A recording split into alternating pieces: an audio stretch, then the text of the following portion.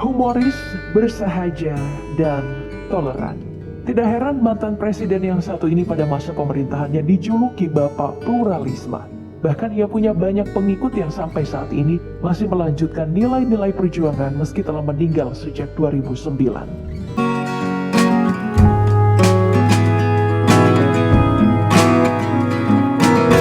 Ia adalah Kiai Haji Abdurrahman Wahid atau akrab disapa Gus Dur.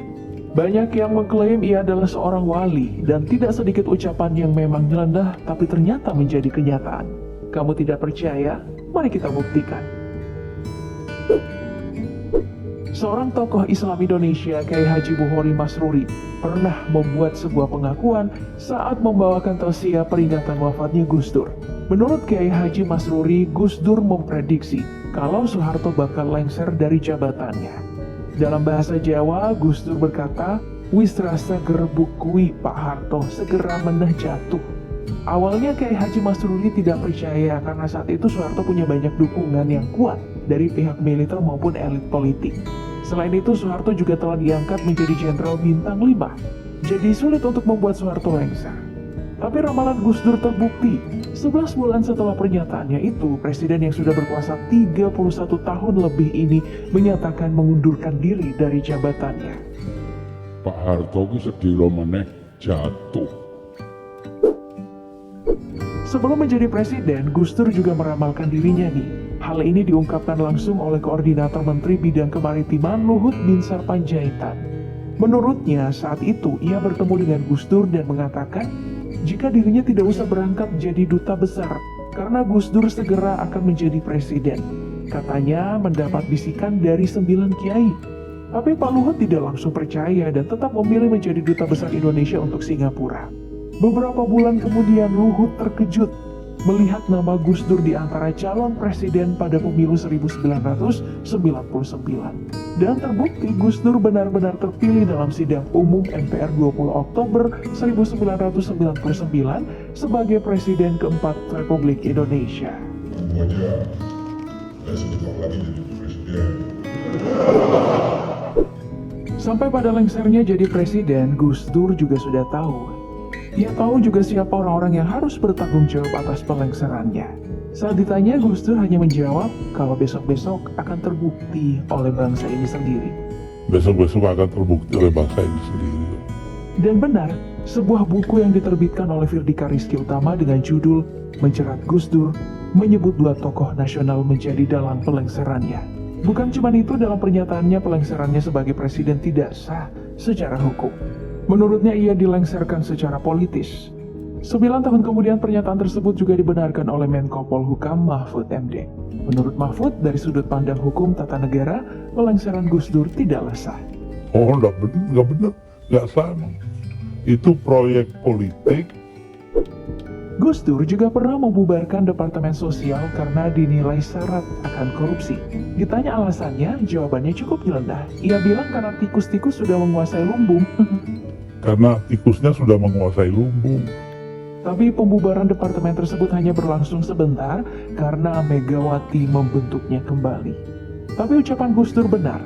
Tahun 2010 KPK menetapkan Bahtiar Chamsia sebagai tersangka pengadaan mesin jahit dan impor sapi di Departemen Sosial. Tak cuma itu, Juliar P. Batubara yang saat itu menjabat Menteri Sosial ditetapkan sebagai tersangka korupsi bantuan sosial penanganan COVID-19. Apa Anda bakar lumbungnya? Bukan. Karena tikusnya sudah menguasai lumbung. Gus Dur juga disebut-sebut sudah memprediksi Pak Joko Widodo akan menjadi presiden. Yang menariknya, ia memprediksi saat Pak Jokowi baru beberapa bulan menjabat sebagai wali kota Solo. Menurut Hussein Sifa, pembicaraan Gus Dur berlangsung dengan Kiai Haji Muslim Rifai atau Mbah Liem. Gus Dur pernah menyatakan kalau orang paling ikhlas untuk rakyat Indonesia adalah Prabowo. Yang paling ikhlas kepada rakyat Indonesia itu Prabowo. Dan itu terbuktikan, meski gagal menjadi presiden setelah kalah dari Jokowi, ia menerima amanah untuk menjadi menteri dalam Kabinet Indonesia Maju. Ini pertama kalinya lawan politik di Pilpres tidak memilih oposisi dan rela secara bersama membangun Indonesia. Yang paling ikhlas kepada rakyat Indonesia itu Prabowo. Nah, yang mungkin cukup fenomenal adalah keinginan Gus Dur untuk membubarkan FPI pada awal tahun 2000-an. Namun, tidak ada pihak yang mendengarkan usulannya itu. Keinginan Gus Dur pun mendapat perlawanan dari Rizik Syihab. Omongan Gus Dur bukan isapan jempol semata. Dan benar, pemerintah resmi membubarkan FPI pada akhir tahun 2020. Ini karena menurut Menko Polhukam, Mahfud MD, FPI sudah tidak punya kedudukan hukum sebagai organisasi karena surat keterangan terdaftar mereka udah habis pada Juli 2019. Gus Dur menyatakan bahwa FPI harus bubar. Jenderal Sutarman juga pernah membuat pengakuan tentang Gus Dur. Saat dirinya masih menjabat sebagai asisten Gus Dur, ia diberitahu kalau dirinya akan menjadi Kapolda Metro Jaya dan kemudian menjadi Kapolri. Saat itu dirinya menanggapi dengan hanya tertawa karena menurutnya ia tidak pernah memimpikan itu. Tapi faktanya perkataan Gus Dur benar adanya.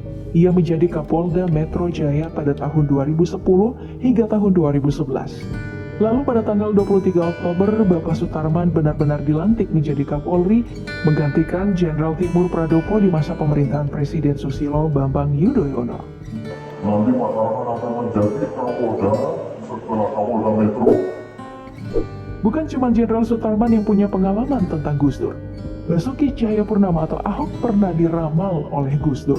Hal itu disampaikannya saat dirinya mencalonkan diri sebagai gubernur di Bangka Belitung. Ahok saat itu berdalih kalau orang Cina tidak bisa jadi gubernur, lalu dibantah oleh Gus Dur. Menurutnya, Ahok bisa jadi gubernur, bahkan menjadi presiden. Sayang memang, di Bangka Belitung, Ahok kalah telak dari pasangan calon Eko Maulana Ali dan Syamsuddin Basari. Tapi, ucapan Gus Dur lagi-lagi terbukti.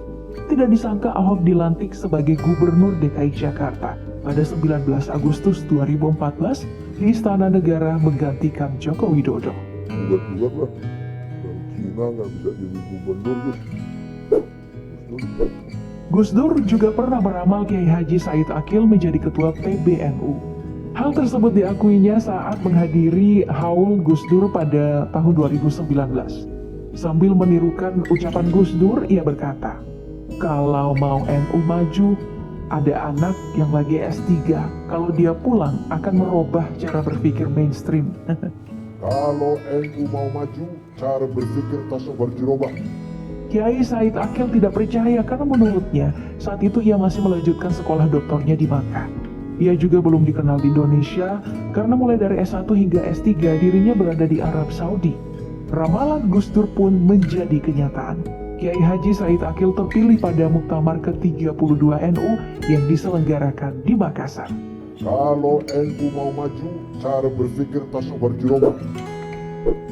Bahkan, peristiwa kematiannya pun sudah diprediksi. Hal ini disampaikan langsung oleh Alisa Wahid, putri sulung dari Gus Dur. Menurut pengakuan Alisa Wahid, saat itu Gus Dur ngotot ke Tebu Ireng karena dipanggil Mbah Hashim. Padahal kalian tahu, Mbah Hashim atau Kiai Haji Muhammad Hashim Asy'ari sudah meninggal sejak tahun 1947. Ia juga katanya berpesan kepada sepupunya kalau minggu depan ia akan kembali dan meminta untuk didoakan. Dan benar, seminggu kemudian setelah menyampaikan pesannya, Gus Dur wafat. Al-Fatihah untuk beliau.